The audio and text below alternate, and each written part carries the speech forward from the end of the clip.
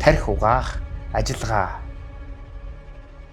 Алтай бидний шүтэн мянган морьтон зэрэг төрийн бус байгууллагын одоо үндэсний аюулгүй байдлын зөвлөл, сумын засаг даргын хамгийн газар, аймгийнхаа засаг даргын хамгийн газар зэрэг байгууллагууд руу одоо удаа бичиг явуулсаар байгаад одоо нөө газрын ховор эдментийн илэрчээд байгаа нөө халзан бүрэгдээ уулын ар хормойд байгаа нөө ар хүрэн нэртэй жижигхэн хүрэн зохион дээр цацрагийн хэмжилтийг хийлгэхээр босон байдаг. 2022 оны 11-р сард бол Цөмийн энергийн комиссийн ажлын алба, за тэгээд үндэсний аюулгүй байдлын одоо ажлын хэсгүүд бол хамтарч ажиллаад халзан бүрэгдээ төслийн талбай дээр цацрагийн одоо хяналт дүгнэлт бол гаргасан байгаа. За тухайн очих үед ажлын хэсэг маань болохоор тухайн төслийн талбай дээр очиод яг нөгөө гадаргын цацрагийн судалгаанууд одоо хэмжилтүүд хийгээд за тухайн хэмжилтээр болохоор дозиметр буюу гар багчуудаар хэмжилт хийгээд за хоёрдугаарт нь хөрснөөс дээж аваад за гуравт нь болохоор яг одоо өрмийн дээжнүүд буюу одоо кор дээжнүүд, өрөмдсөн дээжнүүдээс ийм гурван төрлийн бол хэмжилт хяналтаас бол дээжнүүд аваад явсан байгаа. Хэмжсэн хэмжилтэнд цацрагийн нэг гарантай бол гарсан 100-2 илүү 100-2-тэй 6 мургаатай гарсан микросиверт цаг гээд за энэхүү хэмжилт нь болохоор яг цацрагийн аюулгүй норм гэдэг одоо Монгол улсад өргөдөгддөг тэрхүү одоо алтан бичгтээ болохоор яг Монгол улсын дэвсгэр түвшин буюу нийт Монгол улсад одоо цацрагийн дундаж түвшнээс яг тэр халзан бүрэгдээ уулын орой хэсэг дээрээ 6-аас 7 дахин өндөр байна гэсэн тийм дүгнэлт гарсан байт.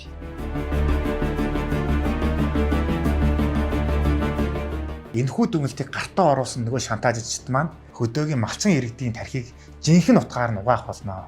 За юу гэж хэлсэн бэ гэхээр за энэ уурхаа ашиглалтанд орох юм бол цацраг энэ хаваар бол таарна. Байгаль орчин онц их хэмжээгээр сүйднэ. Танай малнаас ч одоо 3 толгойтой одоо төл гардаг болно. Танай одоо өр хүүхдүүд ч одоо эрендэг зэрэмтэг гардаг болно гэх зэрэгээр айлган синхруулж бүр энэхүү худал мэдээллийн гүн бат итгүүлж чадсан байгаа юм. Таахаа үзэж байна. Сайхан.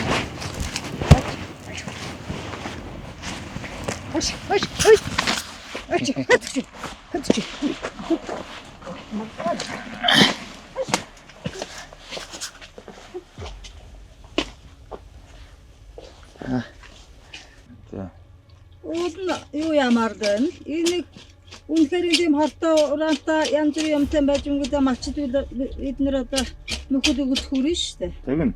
Энийг одоо судлаа эрдэмтэд доктор профессорууд энэ байгаль орчны одоо ураантай хортоод одоо нэг цаанаа гаргаад нэг 8 цаанаа гаргач гээд дөрвийн бөгдөд тэр уусаа өдрөө хүчээр нөгөө буулгахад нэг 8 цаанцтай байдаг тэрний дөрвийн өөртөө ингээ шавраар шин тав шавраар тагж ажгаа тэгээд ажиллаагүйгээд хуваагүй зан гаргаж явцгаасаа аянда. Тэр мэрий чинь тэгээд тагж бөглөхгүй нөхөө сэргээд хийхгүй болохоор тэр чинь ууршаад байж байгаа юм биш үү тэр цаанагаараа. Тэгээд ууршаад тэр уран мөрөн тэр хортой юм чинь энэ хавийн малчтад муу нөлөө үзүүлнэ. Үзүүлдэг гэж бид нэр ойлгоод авчихъя одоо. Гэхдээ бүр амар байгаа сте.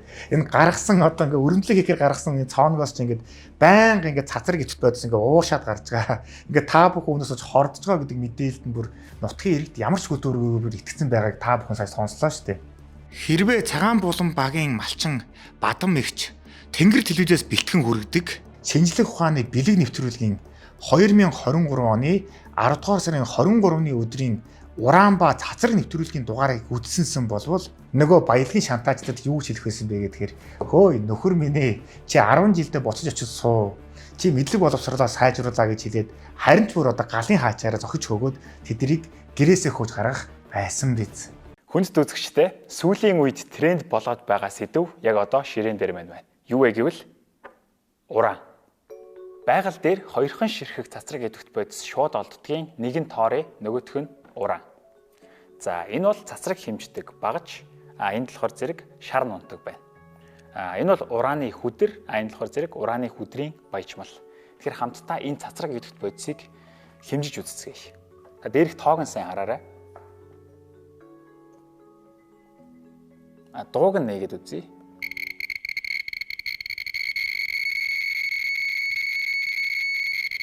Бид нар цацраг идэвхт бодисын талаар юу мэдэх вэ? Ямар тач хортой, мутац үүсгдэг, болгоомжлох ёстой, хол байх ёстой гэдгийг мэднэ. Тэгвэл би нэг яагаад ингэж гартаа бариад байгаа юм бэ? Учир нь би үүний талаар зарим зүйлийг мэднэ. Хүн мэдэхгүй зүйлээсээ айдаг. Тэгвэл хамтдаа уран болон цацраг идэвхийн талаар зарим зүйлсийг мэдцгээе. Хэрвээ би ионжуулагч цацрагт өртөх юм бол жишээ нь нэг зиверт цацрагт тогтмол өртөх юм бол ерөөсөө ионжуулагч цацрагт өртөөгүй хүнийг бодвол миний хорт автарт өртөх магадлал 5% өснө. Гэтэл энэ ураанаас ялгарч буй цацраг харж байгаачлан 1 микрозиверт байна. Нэг цагт 1 микрозиверт. Тэгэхээр 1 микрозиверт гэдэг бол 1 зивертийн саяны 1 гэсэн үг. Тэгэхээр би энэ чулууг бараг 1 сая цаг орчим өөрөөсөө салгахгүй байж ич 1 зиверт цацрагт өртнө гэсэн үг. 1 сая цаг гэдэг бол ойролцоогоор 100 гаруй жил гэсэн үг. Тэгэхээр би 100 гаруй жил наслахыг ч мэдэхгүй, ямар ч тач 100 гаруй жилийн турш би энэ урааныг хүзүүндээ зөөвөл миний хорт хавдарт өртөх магадлал 5% өснө гэсэн үг. За өөрөөр хэлбэл газрын ховор элементийн хүдрийн биетийг агуулж байгаа одоо энэхүү хүрэн зохионы дээр бүхэл бүтэн 100 жилийн турш ямар ч хөдөлгөөн хийхгүйгээр одоо хаашаач явахгүйгээр хэвцний дараа л хорт хавдраар өвдөх магадлал 5%-аар өснө гэсэн үг байна. Халзан бүрэгдээд байгаа нөгөө урааны хортой гэдэг байгаа цохиоч нь яг үүндээ ямар ч хоргүй бөгөөд цацрагийн агуулмж нь ийм л бага байдаг юм байна. Тэгээд байгуулагчны яам ашигт болтуулын газрын тусны газар зөвийн комиссны ажлыг зөвлөгээд бүгдээрээ л одоо ингэж ажлыг гаргаад ирсэн л дээ. Ирээд хэмжэлтэй хийсэн, зөвлөмжөө өгсөн. За юу гэсэн зөвлөмж? Энэ зөвлөмжийн дотор бол одоо ингэж аюулгүй байдлыг хайгуулын төвшөнд, ашиглалтын төвшөнд тэр ч бас их нарийн шүү дээ. Тэр хэмжээнд ийм анхаарч ажиллах хэрэгтэй зогсоо гэгээгүй. Энэ бол болохгүй байна гэж гаргаагүй. Хариуцлагатай уурхай гэдэг асуудал чинь өөрөө шал өөр. Үгүй засгийн газар Монголын төр мэдээж нэг тийм хариуцлага хандахгүй байлгүй гэж боддог. Тийм шүү дээ. Тэгээд ингээд дунд нь ингээд ажиллаж байгаа таавар шүү дээ. Өөр олон хүнтэй би одоо муугаар их салуулж үзсэн хөө. Та нар бас чи бол бишээ, чи бишээ гэдэг аюултай. За яг хайгуулын шатанд бол ингээр тайлбарлал яг байгаль орчин хүн амьтанд бол ямар ч хорон төлөө байхгүй. Зориуд худал мэдээлэл өгөөд байна. Одоо жишээлбэл газрын ховор элементийг олборлоё гэж яхад уран байна гэдэг л тийм. Тэгээ уран байна гингүүт уран бол ерөөсөө хүнийг байхгүй болгодог, мал нь олон толгойтой төрдөг гэдэг янз янзын мэдээлэл байна. Өтөө жишээ ус дорнтой бид нар ингээд Марда хотыг мэдж байгаа. Марда хотыг одоо бүр бид нэр одоо бүр нүдэрээ үзээгүй тийм хот. Одоо ингээд түүхэн сурвалжчдуудыг үзээ тэнд амьдарч байгаа малчтаас асуугаад ахмадуудаас асуухаар тэр үед чинь тэгэл битүү бүтэн хот байгуулчаал улс дотор улс байгуулчаал уутаа зэргүүдээр хамгаалуулж байгаа. Өдөржин шүнжин вагоноор ил вагон дээр ачаал зөөгөл явдаг байсан. Тэр нутагт нь одоо хүмүүс амьдарч л байна. Тэ? Тэгээ одоо бол яг тэр нэг шар нутагнаас нь хэдэн километрийн цаана байхгүй бол хорддог аюул учирдаг гэдэг бол ерөөсөө л зориудаар тэр мэдээллийг л тэр мэдээлэлээр хүмүүсийг уурлуулж л төрхөрж байгаа юм л асуудал шүү дээ. За нэр бүхий шантаажчид одоо төсөл хэрэгжүүлж байгаа компаниас их хэмжээний мөнгө салгаж авахын тулд аргад иргэдэд одоо зориудаар худал мэдээллийг зохион байгуулалтаагаар тараагаад тархийг нь угаагаад толгойг нь эргүүлээд ингээ мунхруулад байсан учраас одоо халдан бүрдээ төслийнхэн ер нь энэ Ховд аймгийн Мянгат сумын ард иргэдэд яг үнэн бод мэдээлэл хүргье. Мэргэжлийн эрдэмтэн хүнээр нь одоо хамгийн энгийн хэллэгээр хамгийн энгийнээр одоо энэ хор хөнөөлгүй юм шиг гэдгийг тайлбар тулах зорилгоор одоо физикийн шинжилгээ ухааны доктор Норвегийн тэгш баяргойг одоо урьж авчихсан байдгийн байлээ.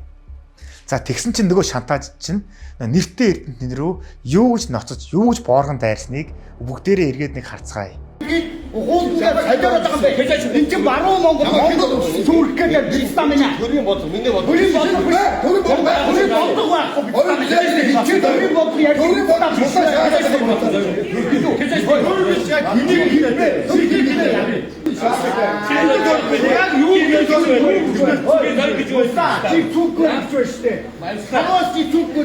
Цөмийн энергийн газрын дараагаар өмнө ажиллаж байсан, одоо их сургууль багшилж байсан одоо физикийн шинжилгээ ухааны одоо доктор ийм нэр хүндтэй эрдэмтэн рүү ингэж ноцож, ингэж бооргож нэг ч үг хэлүүлэхгүйгээр ингэж дайрчхаа шалтгаан нь бол маш тодорхой.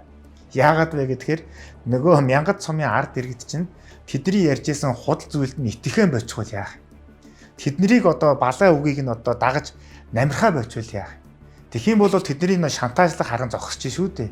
Шантажаа цааш үргэлжлүүлж нөгөө ард иргэдийг хойдруулсан дагуулах ямар ч боломжгүй болчихно. Тийм учраас л одоо ингэж үхэн хатан ингэж дайрч үхэн хатан ийм ухаж ичирч байгаа байхгүй юу.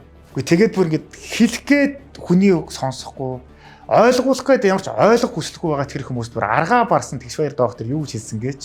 Над шиг Монгол орны 300 гаруй сум суурны бас 1000 гаруй усны дээж яваад уран хүнд хил байдаг бас анхны эрдэмтдийн нэг байна. Та нар надтай тийм ярихгүй. Өөрсдөө намаа юм.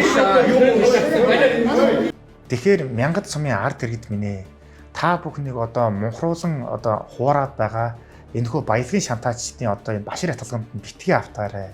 Битгий итгээрэй. Эрдэмтдээ итгээрэй. Ер нь шинжлэх ухаанаас суурилсан мэдлэгт итгээрэй та бүхэн.